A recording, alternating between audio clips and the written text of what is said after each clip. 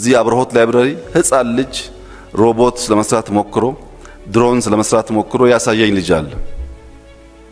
ሃይ ስኩል ግራጁዌት ያላደረገ ይሄንን ልጅ በሮቦቲክስ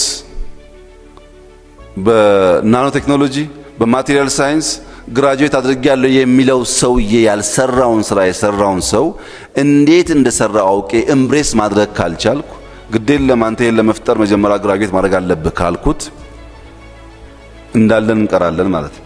የምሁርነት መገለጫው ምንድነው? ምሁርነት ሐሳብ አክባሪ ሐሳብ አፍቃሪ መሆን አለበት። ጥልቅ አሰላሳይ ብዙ ጠያቂ መሆን አለበት። አንባቢ ነቃሽ ተንታኝ መሆን አለበት። ችግር ፈቺና ያነበበውን ያደረጀውን ዕውቀት ወደ ተግባር ቀይሮ የማህበረሰብን የኑሮ ዘዬ የሚያቀል መሆን አለበት።